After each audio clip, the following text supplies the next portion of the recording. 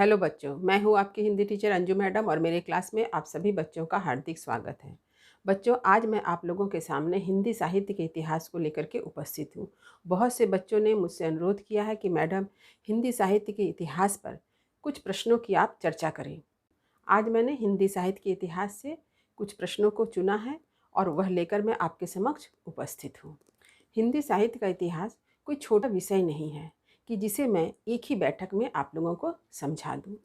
इसलिए मैंने निश्चय किया है कि हिंदी साहित्य से संबंधित प्रश्नों को लेकर मैं आप लोगों के समक्ष उपस्थित अवश्य रहूँगी, लेकिन इसे मैं एक से अधिक भागों में आप लोगों को समझाऊंगी, क्योंकि एक बैठक में इतने सारे प्रश्नों की चर्चा करना संभव नहीं है। तो चलिए आज भाग 1 के अंतर्गत देख लेते हैं कि मैंने किन प्रश्नों को आप लोगों के समक्ष प्रस्तुत किया है।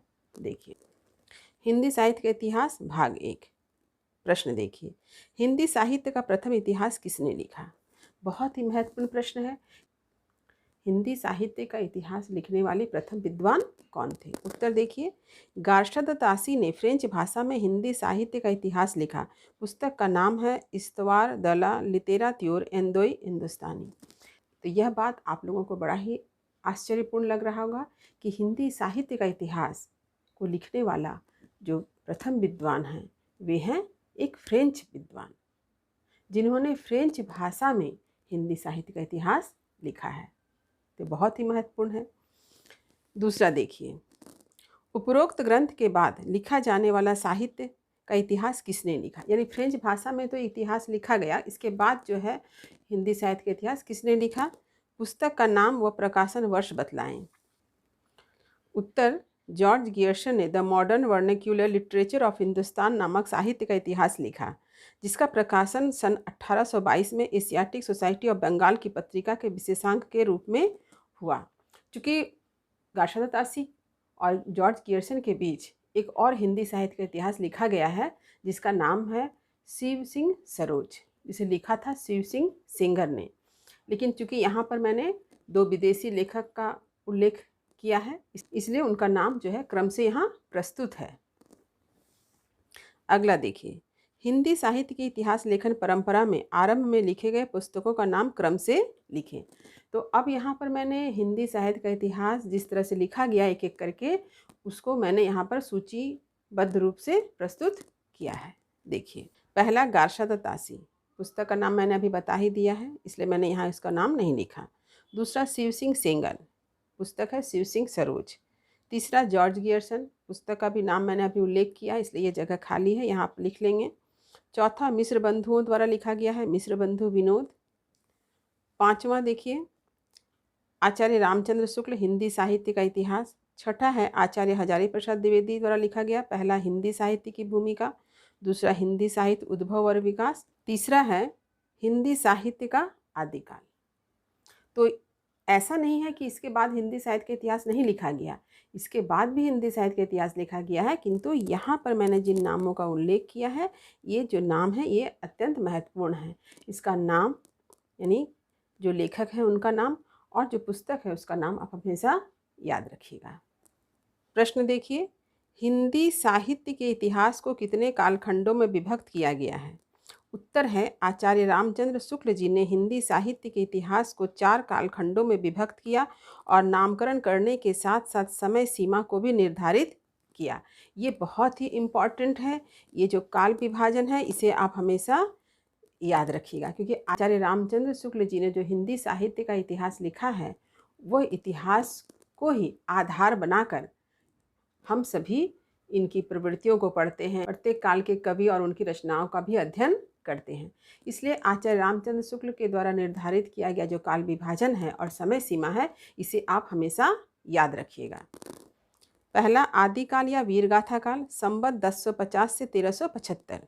दूसरा है पूर्व मध्यकाल या भक्तिकाल, संवत 1375 से 1700। तीसरा उत्तर मध्यकाल या रीतिकाल, संवत 1700 से 1900। चौथा है आधुनिक काल या गद्यकाल, संवत 1900 से अब तक। तो इसे आप हमेशा याद रखिएगा। प्रश्न, आचार्य शुक्ल ने हिंदी साहित्य के प्रथम काल का नामकरण वीरगाथा काल किस आधार पर किया? उत्तर है, इस युग में वीर गाथाओं की प्रमुखता को ध्यान में रखकर वीरगाथा काल नामकरण किया गया। प्रश्न, आचार्य हजारी प्रसाद द्विवेदी ने हिंदी साहित्य के प्रथम काल को किस नाम से पुकारा? तो इसका उत्तर है आदिकाल। प्रश्न देखिए, आदिकाल में वीरगाथा काव्य के अतिरिक्त अन्य क्या और कैसी रचनाएं लिखी गई? कि आचार्य रामचंद्र शुक्ल जी ने वीरगाथा काव्य के आधार पर ही हिंदी साहित्य के प्रथम काल का नामकरण क्या किया? वीरगाथा काल। तो इस युग में वीरगाथात्मक काव्य तो पाई गई, लेकिन इसके साथ ही साथ अन्य कौन सी रचनाएं भी पाई गई है, उसका नाम आपको लिखना है। तो पहला है सिद्ध साहित्य, प्रमुख कवि है सरहप्पा। दूसरा है नाथ साहित्य, प्रमुख है गोरखनाथ। तीसरा है जैन साहित्य, कवि हैं स्वयंभू। और इन तीनों की काव्य भाषा क्या थी? अपभ्रंश थी। इसे भी आप याद रखिएगा। यानी सिद्ध साहित्य, नाथ साहित्य, जैन साहित्य किस भाषा में लिखा गया है? अपभ्रंश भाषा में लिखा गया है।